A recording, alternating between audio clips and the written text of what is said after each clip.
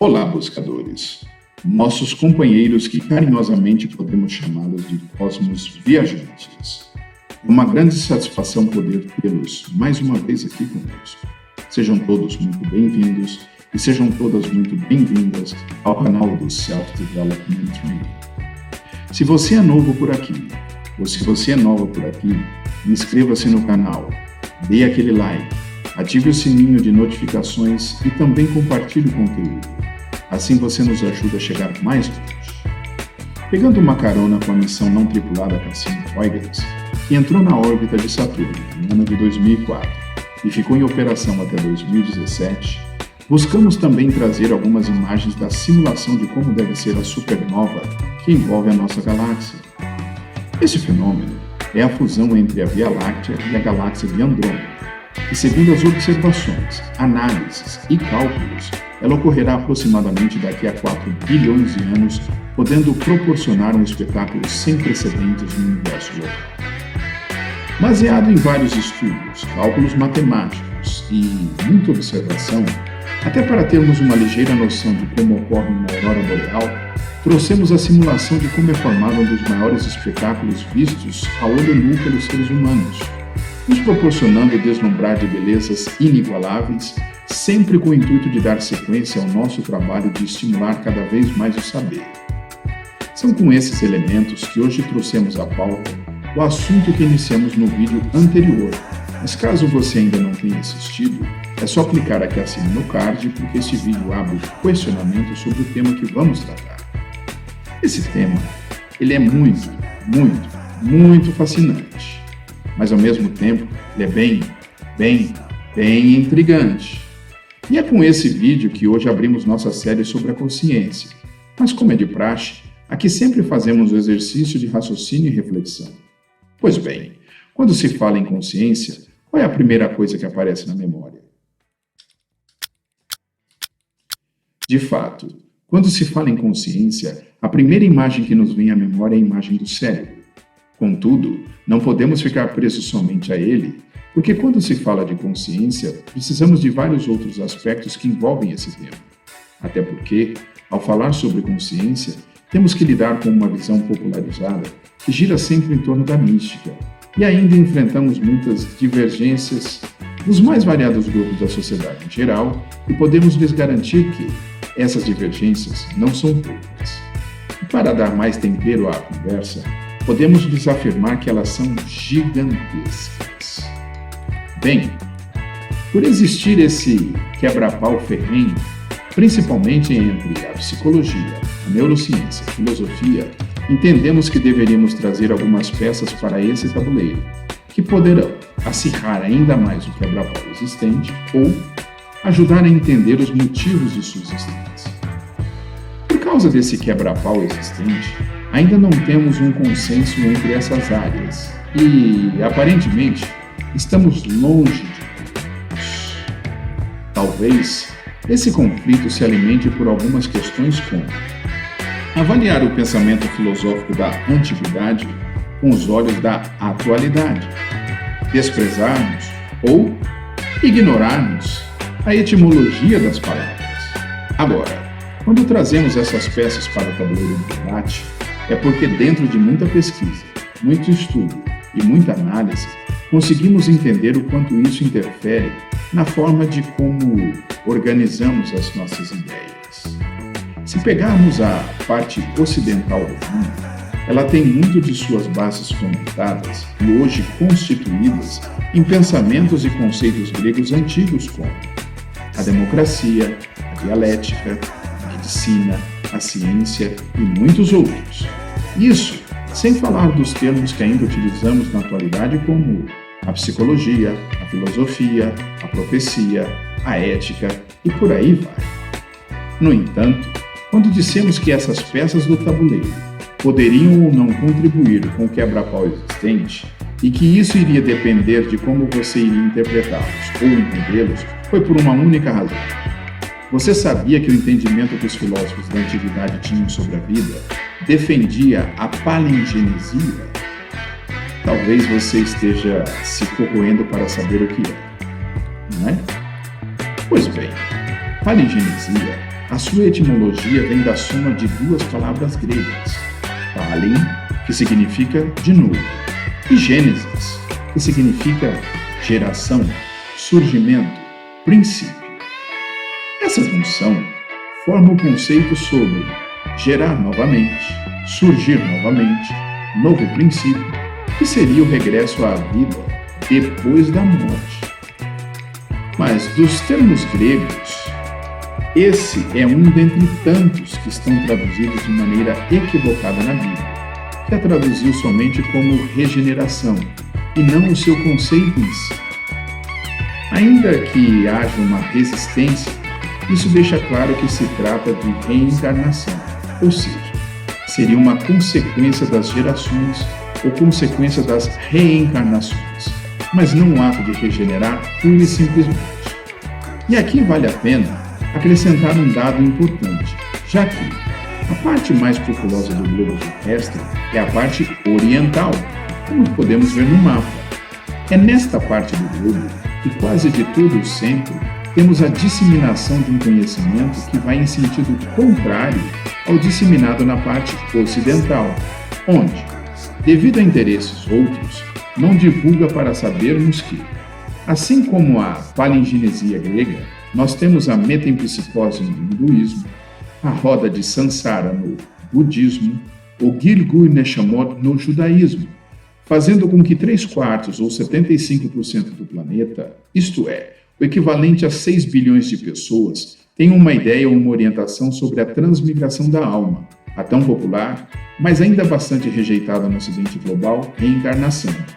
Isso soa de maneira intrigante, não é?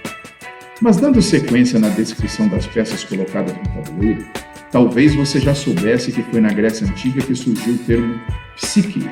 Mas você já se perguntou qual sua etimologia, qual seu significado? Você sabia que significado e etimologia da palavra são coisas distintas? Pois bem, antes de entrarmos na diferença entre etimologia e significado, entendemos que é oportuno apresentarmos a etimologia da palavra psique. Originária do grego psique, que na sua transliteração é o que chamamos de psique, ela é para alguns estudiosos uma palavra ambígua, pois, segundo esses estudiosos, psique significava originalmente alento e que posteriormente, devido a algumas corruptelas, mudou-se para psico e passou a ser considerado sopro, respiração. Dado que o alento é uma das características da vida, a expressão psique era utilizada como um sinônimo de vida e, por fim, como sinônimo de alma, considerado o princípio da vida. Mas estudos mostram que a corruptela psico trouxe um novo sentido à palavra, tornando-a eu respiro, que entre os antigos gregos era um conceito que define o que chamamos de auto, si mesmo, o tão famoso self. Segundo esses estudiosos, a psique seria então a alma das sombras, por oposição à alma do corpo. Contudo, o termo adquiriu ainda outros significados ao longo do tempo. E a exemplo nós temos a peça Psique, de Molière, a versão de Jean de La Fontaine no romance Os Amores de Psique, de Cupido. Temos a versão romana de Eros e Psique, de Lúcio Apuleio, em sua obra Metamorfoses, nos livros 4, 5 e 6, Eros e Thânato, a versão mítica de Sigmund Freud, em sua obra Além do Princípio do Prazer. Ainda sobre essa obra de Freud, ele, o autor, coloca que o ser humano possui duas pulsões inatas, a de vida, que é Eros, e a de morte, que é Thânato, que dinamizam a psique e são origens de desejos e fantasias. Depois de apresentarmos a etimologia da palavra psique, podemos adentrar no comparativo mencionado anteriormente sobre a diferença entre etimologia e significado, já que são coisas distintas. Para entendermos a diferença entre etimologia e significado, se faz necessário compreender que a etimologia é um campo de estudo da linguística, que trata da história ou origem das palavras e da explicação do significado de palavras através da análise dos elementos que as constituem. Em outros termos, é o estudo da composição dos vocábulos e das regras de sua evolução histórica. Já o significado, esse é um conceito epistemológico, usado em várias disciplinas como psicologia, filosofia, linguística, semiótica e sociologia, com sua definição dependendo do campo de estudo pelo qual está sendo usado. Sendo assim, aproveitando a explicação sobre a diferença entre etimologia e significado, entendemos ser oportuno reforçar a informação de que o termo psicologia tem em sua etimologia a junção das palavras psique, que acabamos de ver, e logia, que significa estudo dele, ou seja, psicologia nada mais é do que o estudo da psique.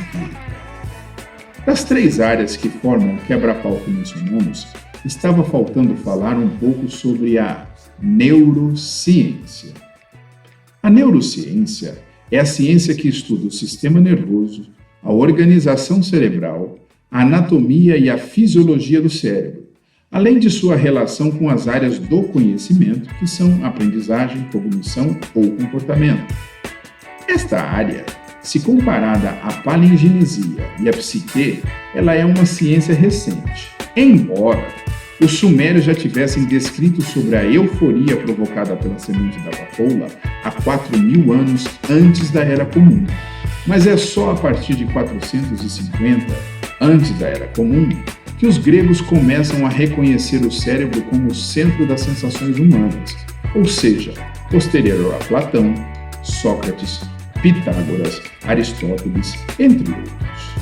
Talvez você nunca tenha ouvido falar sobre Santiago Ramón y Cajal, mas foi ele o responsável para que a neurociência passasse a ser considerada uma disciplina científica ainda na metade do século XIX.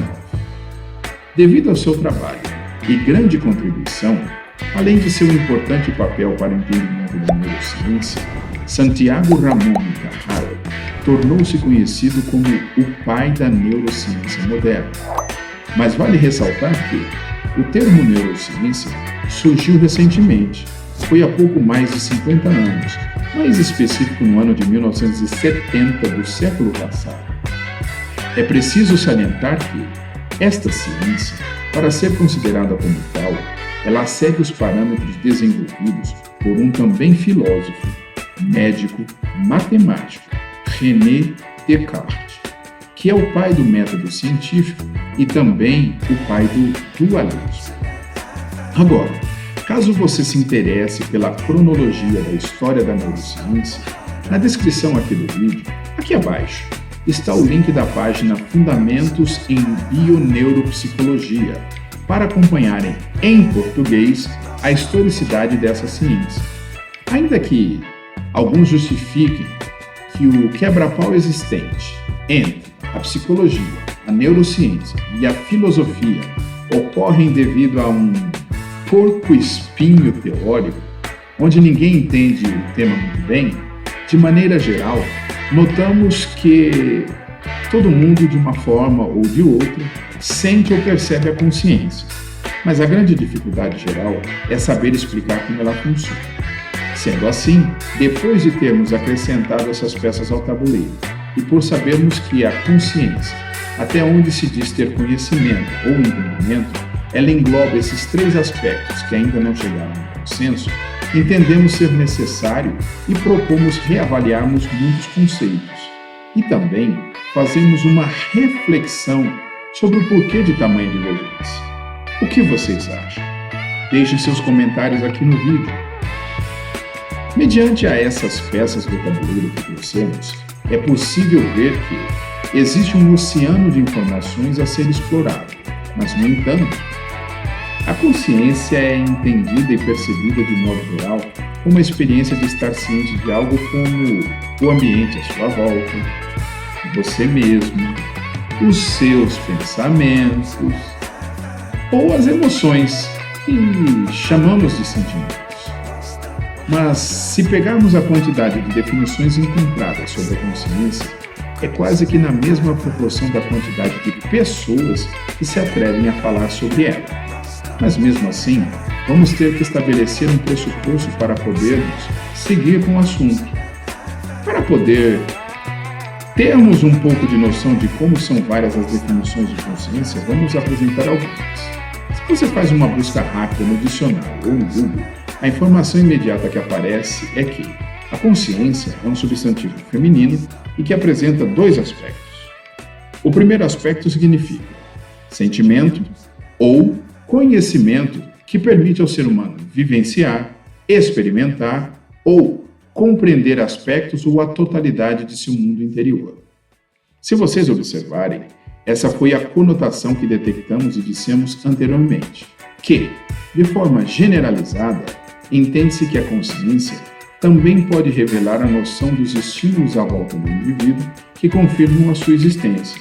Por esse motivo, se costuma dizer que quem está desmaiado ou em coma está inconsciente.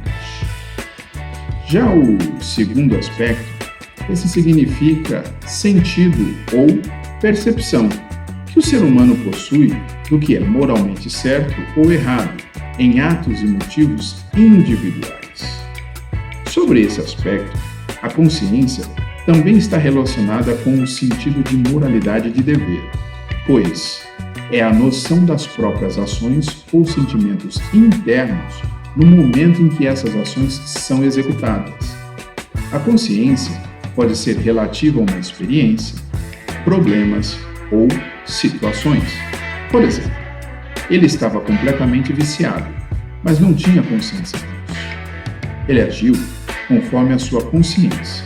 Agora, outro exemplo de definição que temos é trazida por Orson Camargo, que é graduado em Sociologia e Política pela Escola de Sociologia e Política de São Paulo, a FESP-SP, e mestre em Sociologia pela Universidade Estadual de Campinas, a Unicamp.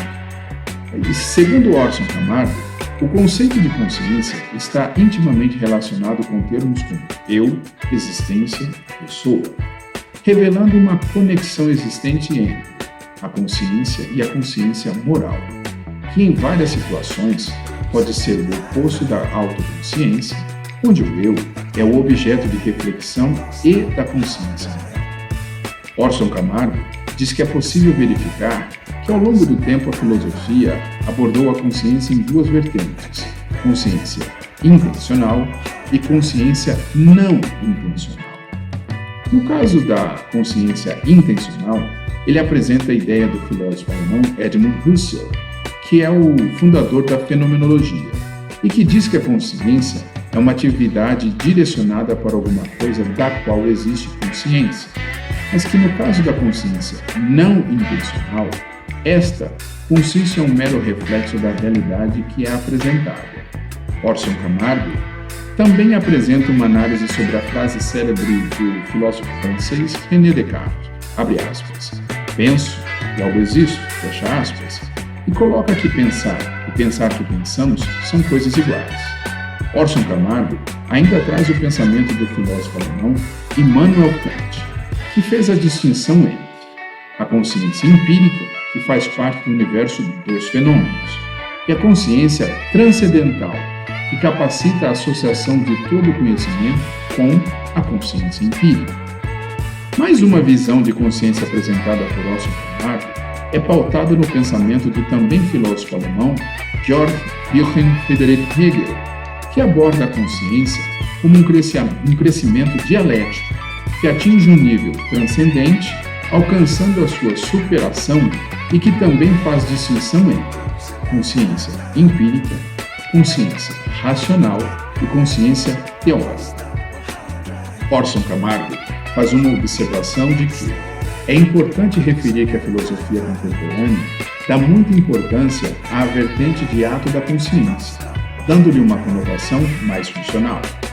No entanto, para Orson Camargo, quando se fala de consciência moral, essa é a certeza interior instantânea, que algumas atitudes são certas ou erradas e que a consciência moral também pode resultar no sentimento de culpa ou sentimento de alegria, dependendo do valor moral das ações em questão.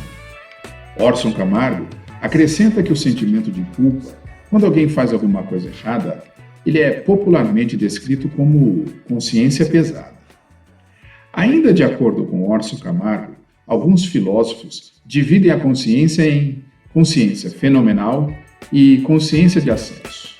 A consciência fenomenal é a experiência propriamente dita, é o estado de estar ciente, assim como quando dizemos, estou ciente disso, e consciente de algo, tal como quando dizemos, estou ciente dessas palavras.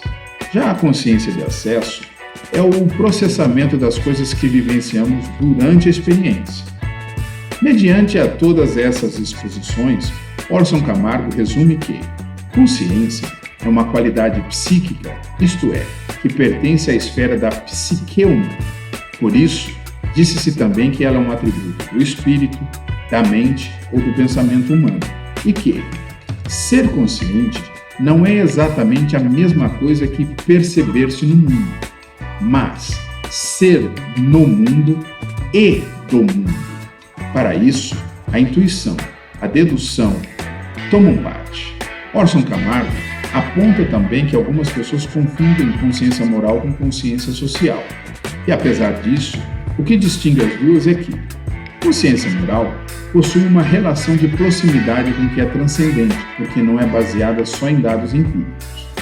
Orson Camargo traz um dado interessante de que o termo consciência tem, em português, pelo menos dois sentidos: descoberta ou reconhecimento de algo. No caso de reconhecimento de algo, esse pode ser algo exterior ou algo interior.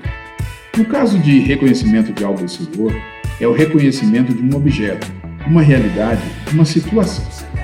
Agora, no caso de reconhecimento de algo interior, é o que se costuma dizer como modificações sofridas pelo próprio eu, conhecimento do bem e do mal. Orson Camargo também coloca que o primeiro sentido de consciência pode desdobrar-se em outros sentidos como sentido psicológico, sentido epistemológico e sentido metafísico. No sentido psicológico, a consciência é a percepção do eu por si mesmo. Esse é o conceito mais conhecido. No sentido epistemológico, a consciência é primeiramente o sujeito do conhecimento. No sentido metafísico, chamamos muitas vezes a consciência de eu, o famoso self. De um modo geral, Orson Camargo diz que a consciência é uma qualidade da mente, considerando abranger qualificações como subjetividade, autoconsciência e a capacidade de perceber a relação entre si e o outro. Bom, depois de termos visto esses dois exemplos, tanto do dicionário como a busca rápida no Google sobre as informações a respeito da consciência, entendemos e parece que ficou evidente ser necessário mantermos a mesma linha do início, que é a utilização da etimologia da palavra. Vocês estão de acordo? Mas, para saberem o porquê enfatizamos sobre o uso da etimologia da palavra, entendemos ser necessário saber que a palavra etimologia, ela é originária do grego e é composta por dois termos: étomos, que significa real, verdadeiro, e logia, que significa estudo. Pode não parecer tão nítido numa batida de olho rápida, só nesses radicais, mas por se tratar de um ramo da linguística, é fácil referir que a etimologia se trata do estudo do real significado das palavras, ou seja, se trata do estudo da origem das palavras e como essa mesma origem explica o real significado dos vocábulos. Para a palavra consciência, vamos utilizar da melhor referência que localizamos em português. Fundador e autor do website etimologia.com.br, Benjamin Vesky, ou Vesky, utiliza desse espaço para analisar a construção e transformação histórica de cada palavra, cuja riqueza e influência é percebida no cotidiano como uma ponte na comunicação para o diálogo e o conhecimento. Segundo esse estudo, a palavra consciência, ela tem referência no latim como consciente. Ela é associada ao adjetivo consciens, que é conjugado como participo do presente consciere.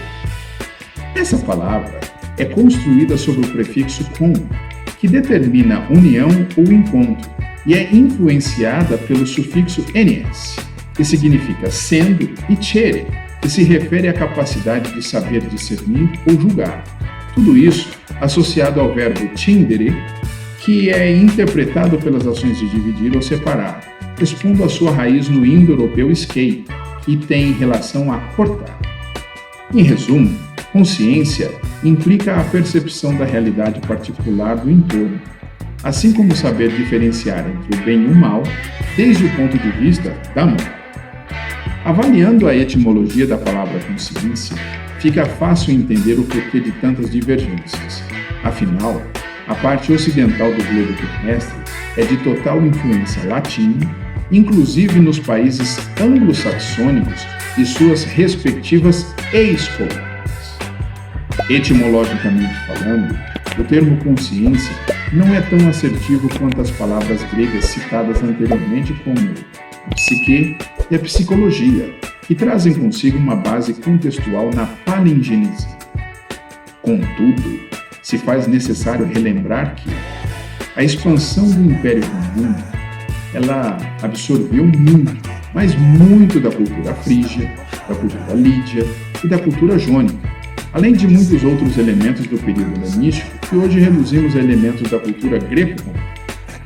Essa não assertividade talvez seja a base de sustentação para esse quebra-pau ferrenho entre a psicologia, a filosofia e a neurociência. Contudo, podemos seguir adiante porque agora temos um ponto de partida, que é o nosso pressuposto.